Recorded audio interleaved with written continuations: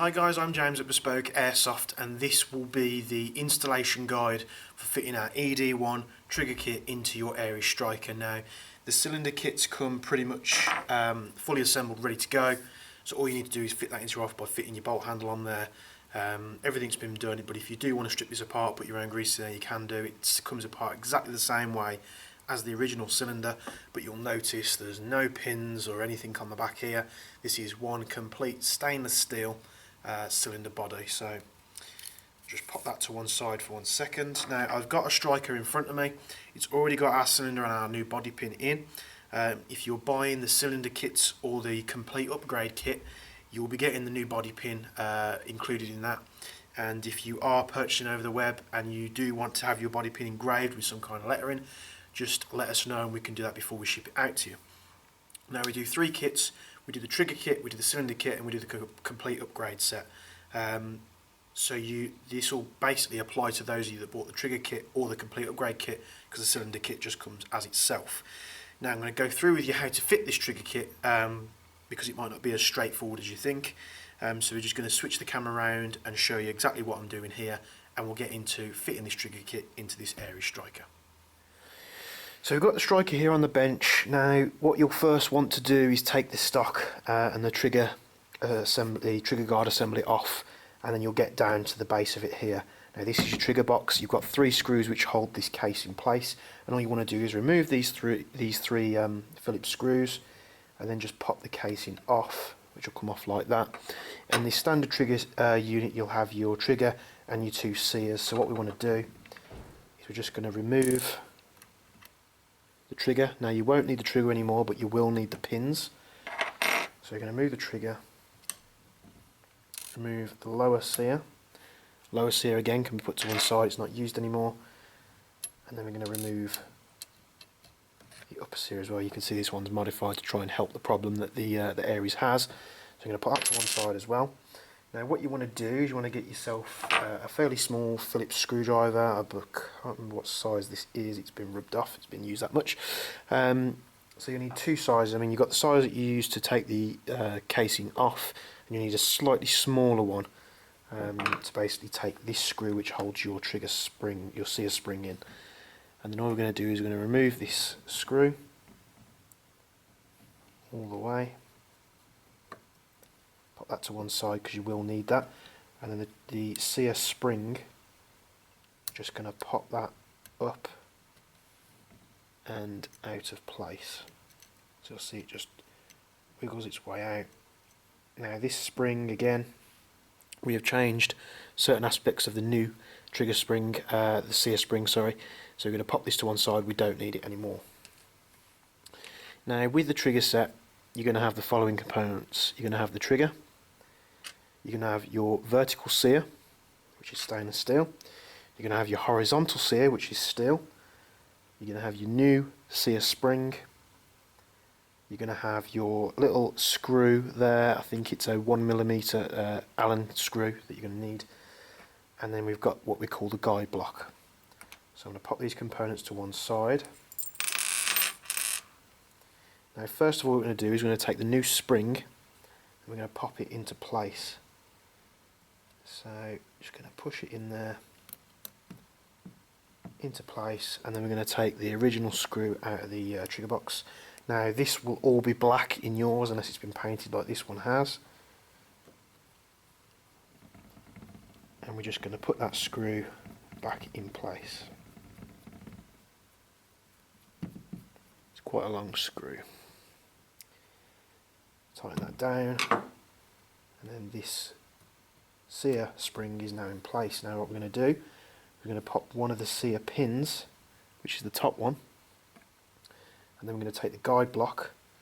Now you'll see the way this looks. You basically want the flat, smooth side facing upwards, and you want this little sort of cut out section here towards the end of the rifle, towards the back of it, sorry. And then we're just going to pop that in place. And it sits in there like that, it's not going to go anywhere. We can pop the lower Seer pin as well. And then what we're going to do is we're going to get your horizontal Seer like this. Your vertical Seer goes on there like that. And then this doesn't need to be massively tight. There is a section in this thread to try and stop you from over tightening it too much, because we still need a bit of movement. And then what we're going to do is we're basically going to set it up like that, so the little cut off section and the angled cut on the vertical sear needs to be pointing forward, and then we're just going to pop the screw in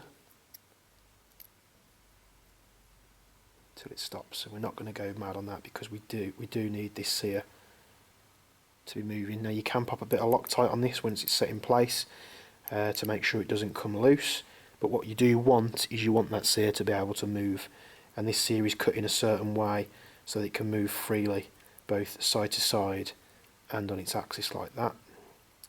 So we're just going to put that hand tight, and then what you want to do, we might have to zoom in for this, is you're going to want to put the sear in like that, and then you can put it down. And basically what you want to do is you want that spring to sit in the little recess.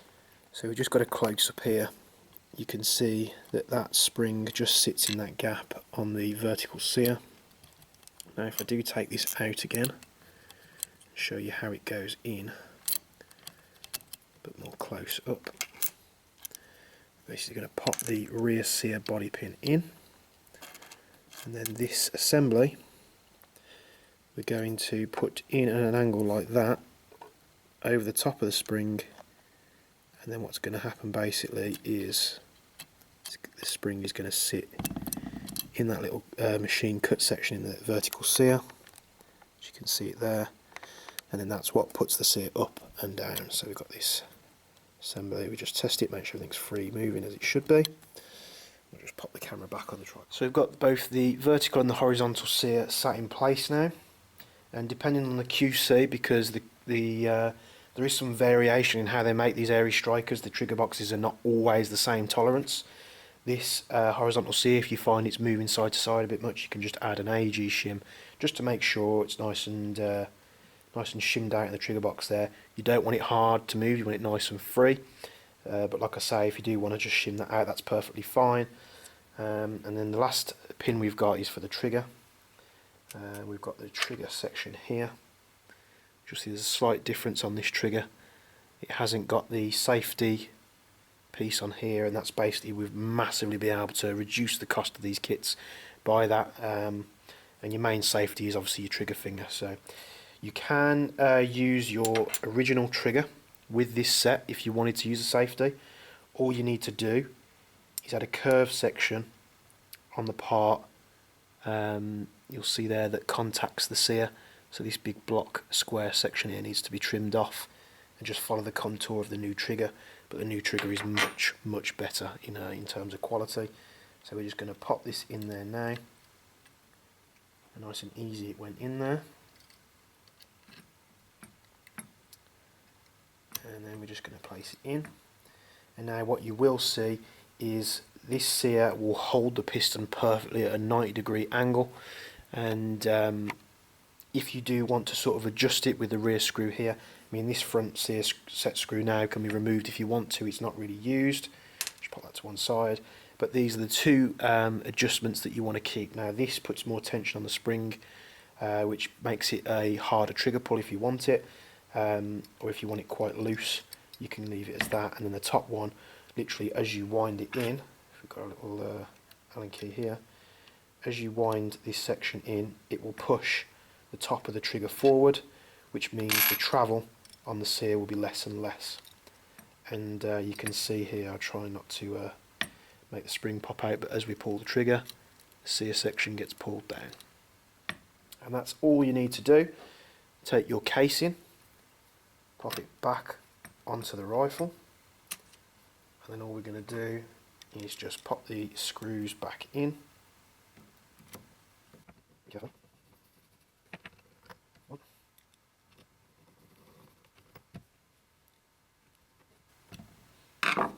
Okay, so your ED1 trigger kit is now installed. This is completely dry. You can add grease and bits and pieces if you want to. I highly recommend putting a bit of Loctite on that screw and just letting it set. But remember, you need those parts to be free moving against each other. I'm just going to cock the pistol now, so it's cocked back. Now you will see a difference in our cylinder, our new cylinder and body pin setup. I've had a few questions of those that have had these fitted already, and when you're pushing the cylinder back, obviously you will notice this is completely dry. I haven't added any lubrication to it. It won't fully seat all the way there. I have addressed this in other videos. This is intentional, and what it enables you to do is, as you put the bolt handle back down, which will be a nice click like that, it enables the body pin to put more pressure on the spring and making sure the piston is fully seated back against the spring guide.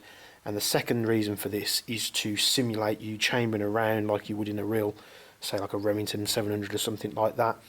You pull the bolt forward and then you will literally lock it down into place to make sure the round's locked into the barrel. These two things, like I say, are intentional. There's nothing wrong with your kit whatsoever. It's just a new way of doing it that you're probably going to have to just get a little bit used to. And then the spring, the kit you'll see is ready to go, and the trigger, I'm just going to pull it now to show you how easy this is. There is literally hardly any pressure there whatsoever, but that's all you need to do to fit your ED1 trigger set, and we'll see how easy this is now. I'm just going to put it in frame. Very little pressure whatsoever on my thumb. There we go. And you can adjust that travel all you want. You can have it as short or as long as you want it to be. So we'll be back in just a moment. So that should be pretty much all you need to fit our ED1 trigger kit. It's as simple as that. If you have any questions or you need our help on anything, please feel free to contact us. You can get us through Facebook, email, by phone, like I said, by Facebook message as well. And that is it. That's all you need to do. Now it's fitted into the trigger kit, like the trigger kit's fitted into the rifle, sorry, with our cylinder. Lock it back, stays where it is, no dramas. Push it forward.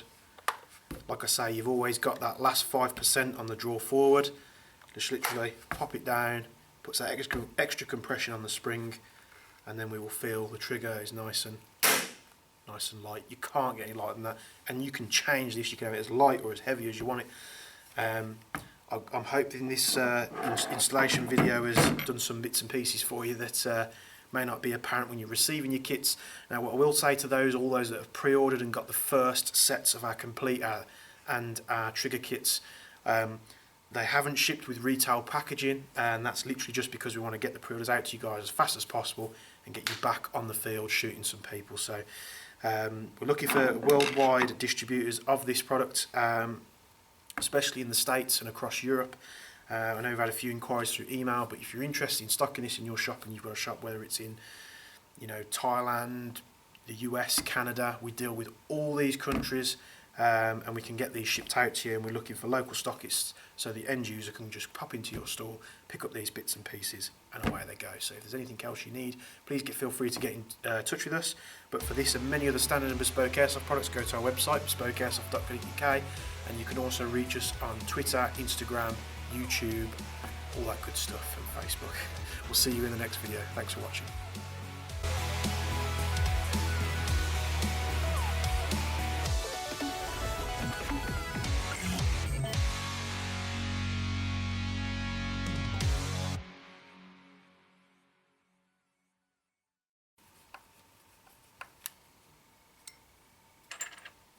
Oh, I love screwing screws.